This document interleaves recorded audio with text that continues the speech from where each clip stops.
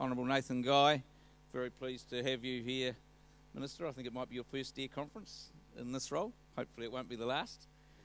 I'll hand over to the Minister. Well, thank you very much, Andy, for that kind introduction. It's great to be here. I wasn't sure whether to bring my Swanee down or not. I'm pleased that I didn't. Looks like there's plenty on offer hanging from the ceiling. I was telling my wife earlier in the week, because we always have this session on Sunday night, it's always a bit nerve-wracking where she likes to see my diary and work out how often I'm going to be home or not. And I said to her, I'm coming down to the Deer Industry Conference in Methven. And she reminded me of a funny story, because I have a farming background. We farm at a little place called Levin in the North Island. Some of you I know are from Otaki and formerly from Martin. I've met you on the way in. And now we're farming a whole lot of dairy cows. But when I first came back from Massey University, I leased a farm next door and it had a few fallow deer on it. And someone said I was mad. Yeah, well, I'm not sure if that's because I'm a politician or because I'm a former fallow deer farmer. Anyway, on the boundary of the deer farm, we had a whole lot of rising 2-year-old Frisian bulls because we fattened those up. I went down one day, and of course what the bulls had done, it was reasonably light country, sand and a little bit peaty, as they'd dug a ginormous hole on the boundary of the deer farm. So I looked out and I thought, shivers, that's interesting. About sort of 400 metres away, I thought, that's some deer down there. And there they were, about 40 of them, down and amongst the bulls. So we had a hell of a job trying to get them back in. In fact, we couldn't get all of them back in. Neighbours loved it because they got their rifles out and cleaned a few up.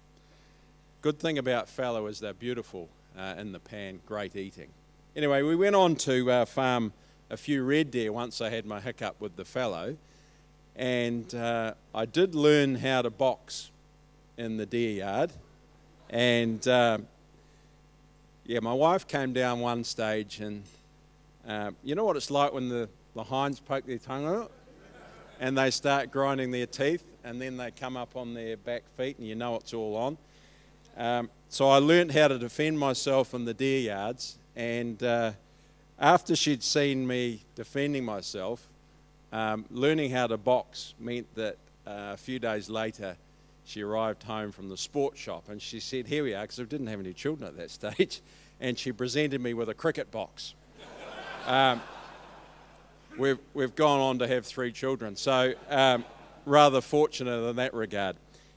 Anyway, we moved out of the deer farming when I got into Parliament because I was the one that really enjoyed working with deer, and I sort of had the expertise. And when I left to come into Parliament, my father, who's getting close to 80, he said, well, I'm not going to look after the deer. I don't want to wear a cricket box.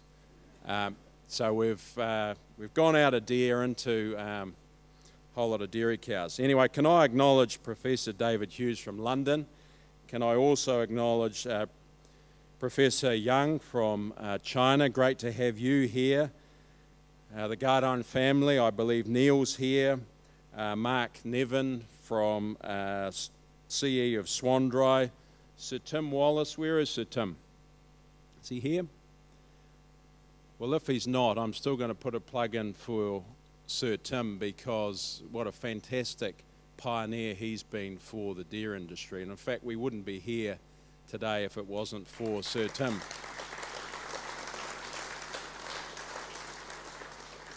Of course, Andy, I've already acknowledged as chair of the deer industry, representing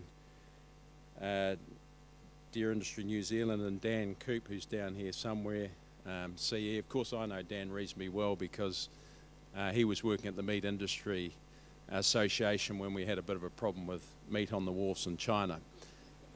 So he was in and out of my office last year a little bit. Can I also acknowledge the next generation, the younger team that are coming through in this very important and vibrant industry.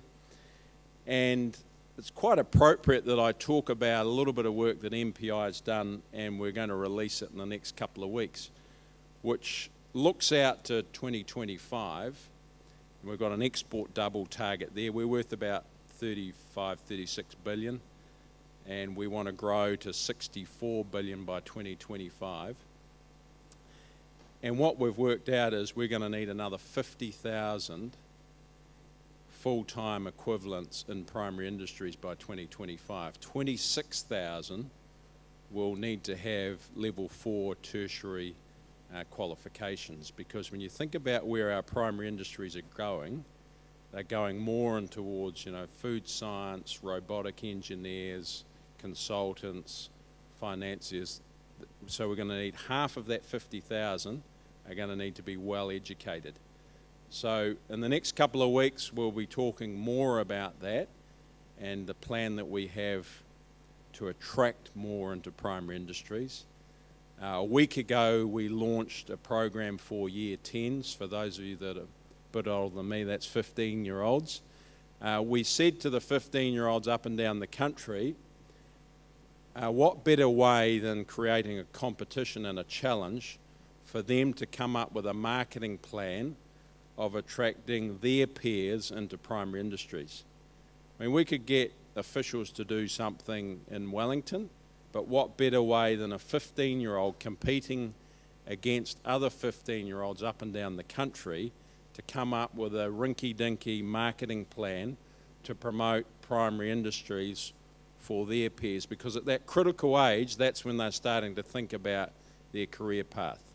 And we need to do a better job of promoting primary industries and selling primary industries, because when you think about our future, we've got to attract more of the youngest and brightest into the powerhouse of the New Zealand economy. Now, Bill English has just read his sixth budget last week. It's gone down fantastically well, in my opinion. We're back in surplus. We're growing about 4% next year. And when I got up and spoke on the budget yesterday, I acknowledged our exporters, our hard-working farmers. Farmers generate around $4 million an hour. That's an incredible number, isn't it? When I was talking to these school kids the other day, I said to one of them, well, how much sleep did you have last night? They said, well, 6 hours. I said, well, you were snoozing. All of our farmers generated 24 million. And they went, wow. Cool. And you don't get acknowledged for producing a fantastic product that goes into several markets, and all of the hard work that's involved in producing that product. So I've got to remind our counterparts about the importance of primary industries, because as a result of that, that means that we're back into surplus. That means that we can pay for things like hospitals, schools, key infrastructure like roading and broadband. Can I talk a little bit about how we're going to get towards our export double? So you would have heard about Primary Growth Partnership. In fact, you've got a proposal that our officials and the independent panel are working their way through and critiquing at the moment. We've got 18 programs that are up and running, $700 million invested by government and industry. These are long-run programs, on average about 7 years long. The estimate is that they're going to return over $7 billion a year to our GDP from 2025 every year thereafter. And your one about passion to profit was accepted by the Independent Investment Advisory Panel to advance to the next stage, which is the business planning stage. And it's great to see that 5 companies are involved in that with you. Silverfern Farms, who have spoken already tonight, Rob, the Alliance Group, First Light Foods, Duncan and Company, and Mountain River Venison. So the aims of this project are to exploit 2 key opportunities, providing more products in the form and at the time when consumers value it most highly. This means bigger chilled cuts delivered to Europeans in their autumn, a traditional time, as you all know, for venison consumption. And the second point is about establishing a new premium brand of New Zealand venison, promoting it as a year-round luxury item in new markets beyond Europe. And as I already mentioned, this proposal is still in its early stages, and no decisions have been yet made, but my understanding is it's making good progress. The other thing that's worthy of note is last year we came off the back of probably the worst drought in 70 or so years. And in fact, this summer we had the west coast of Northland, for those of you from the Waikato, in pretty dire situations as well. And that gives me an opportunity to talk about the importance of water storage. Now, we don't have a shortage of water in this country. What we have is a shortage of storage. You know, we don't store enough water. We only store 2% on average of the rain that falls in this country. Most of it just gets in the local creeks and rivers and heads out to sea. And NZIER did a study a few years ago that forecast 420,000 hectares of land could be under irrigation that isn't currently, and that would drive our exports up by about $4 billion. What's lost in this discussion is the environmental benefits of irrigation. And it's worthwhile noting, if you can maintain summer river flows, then that's good for the aquatic and marine life. Now, I was down with the Prime Minister a few weeks ago when he did the sod turning on the Central Plains scheme, 60,000 hectares of potential under that scheme. What's really interesting on that scheme is that, I think it's in the stage 1, you're going to see a reduction of groundwater extraction by 75 to 80%. As a result of that, that means that more flow is going to occur into Lake Ellesmere, and by 15 to 20%. So there are benefits, both economically and environmentally, of water storage projects. The other one that's very important for our primary industries is trade. Of course, we've got this fantastic first mover advantage in China, and the growth is phenomenal. $18 billion of two-way trade now between New Zealand and China. When the Prime Minister was up there about 6 or 7 weeks ago, he set a new target with the President, $30 billion of two-way trade by 2020. Now our biggest market for sheep by value and volume. $5 billion of dairy, up by 75% in the last 12 months. We're also looking at other opportunities. I was with Glenn and others in South America last year with the Prime Minister. I've just been back there about a month ago.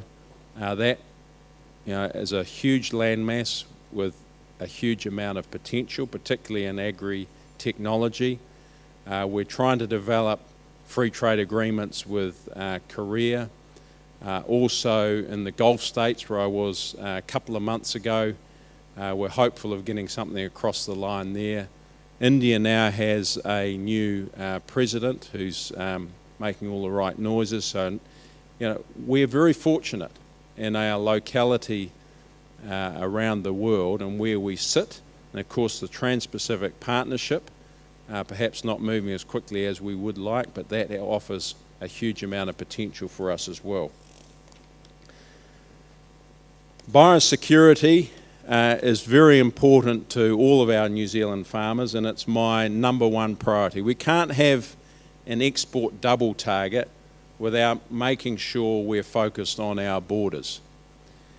Now, in this year's budget, we've got more money going into biosecurity. We're strengthening the core biosecurity system. We've trained in the last 18 months 125 frontline quarantine inspectors. We've got 5 new dog detector teams. We've got 12 new X-ray machines at our international airports. Just last night, we welcomed and signed the kiwifruit industry, the first one to sign up to the government industry agreement, which is basically where industry comes and partners with MPI on preparedness and response. So I just want to give you some confidence that biosecurity is my number one priority. And from time to time, we will have an incursion. I mean, if we close down all of our borders and all of our people-to-people contact, and no one would want that, no exporter would want that, no minister of tourism would want that, But if we closed it down, we would still be at risk of something blowing or potentially flying in or swimming in. So we run very much a risk-based approach with biosecurity. To give you a couple of numbers worthwhile tucking away in the back of your head, 175,000 items come across our border a day.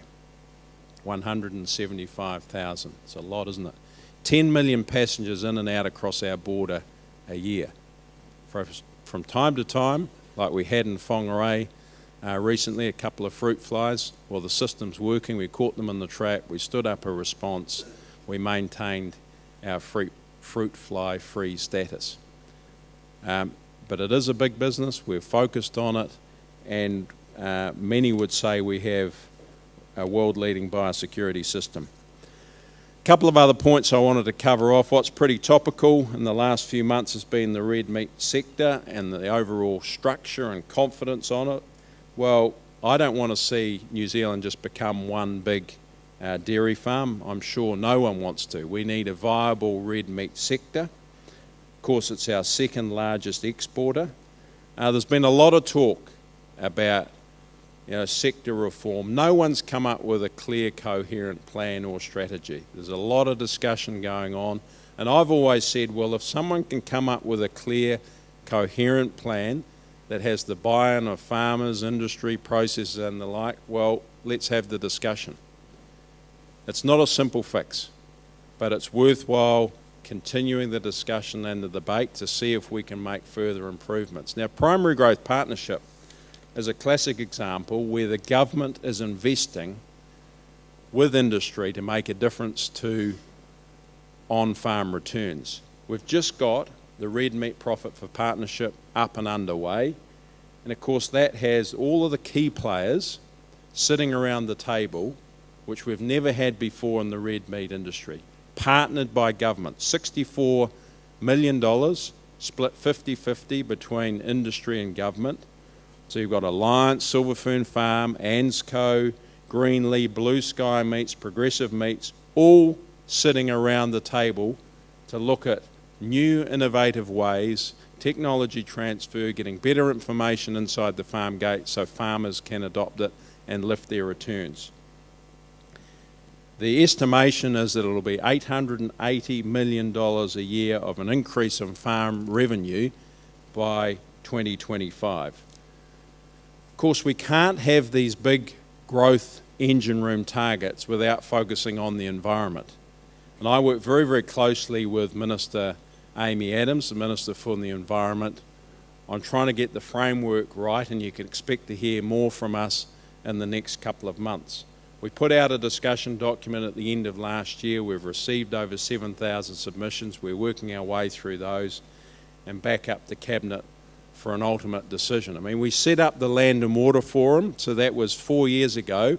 We got all of the key players, whether it was Federated Farmers, Dairy New Zealand, iwi, Forest and Bird, Fish and Game, energy generators, all coming together to focus on what was a big issue. They couldn't come to agreement on quality and quantity, and that's why we've been grappling with that in our space. And so you as farmers need to know that change is upon us, change is coming, because we're having to invest hundreds of millions of dollars in freshwater clean-up projects up and down the country. So things have to change in terms of nutrient budgeting, in terms of giving regional councils the tools, because we can't leave it to our children and our grandchildren. I've nearly said enough, I think.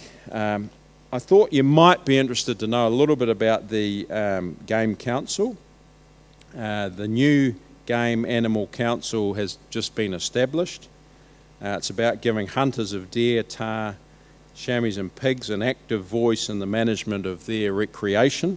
The council will bring a new system of self-management to the sector, and it acknowledges the importance of hunting, both recreationally and also economically in New Zealand. One of the first tasks of the council will be developing an industry-led code of practice for controversial aerial assisted trophy hunting methods such as shooting from the helicopter and herding and hazing. Other functions of the Council include advising and making recommendations to the Minister of Conservation on hunting issues, providing information and education to the sector, and promoting safety initiatives and conducting game animal research. A final comment I just want to leave you with is animal welfare is hugely important to all of us. It's very important to me as Minister and to New Zealand's reputation as a trading nation. Now, I've got a bill in front of the Select Committee at the moment. The Animal Welfare Act came in 1999. It's not broken, but it needs to be strengthened. We've got animal welfare codes, about 16 of them, but we don't have any teeth or regulations on those, so we're keen to further strengthen that. And I realise that $20 billion of our exports come from animals and animal products.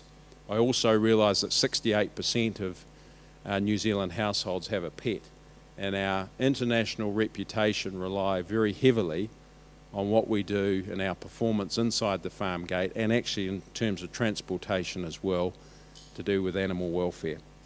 We can't afford to have an issue that blew up a couple of months ago in Chile, which rebounded back into New Zealand because of the investors that were involved over there, and that was to do with the use of blunt force trauma on bobby calves. So I've said to NAWAC, which is my advisory group, to get out there and consult on changes, and they'll be providing some recommendations through to me shortly. Anyway, can I finish by thanking you for the opportunity to be here. Apologies I couldn't be with you last year. I acknowledge the wonderful product that you produce. I acknowledge that we'd all like the schedule price for 60 kilo stags to be higher, and I know that Primary Growth Partnership will help, and I know that there's other initiatives you've already talked about at your conference. Can I leave you with this point? The world's population is going to reach 9 billion by 2050, with much of it coming from nearby Asia. As these populations get wealthier, they will want more and more of premium products we produce. We have an exciting future ahead of us to do with the venison and velvet industry and all of our primary industries. Can I thank you for the hard work that you do, producing a fantastic quality product, and also acknowledge how you underpin the New Zealand economy. Thank you.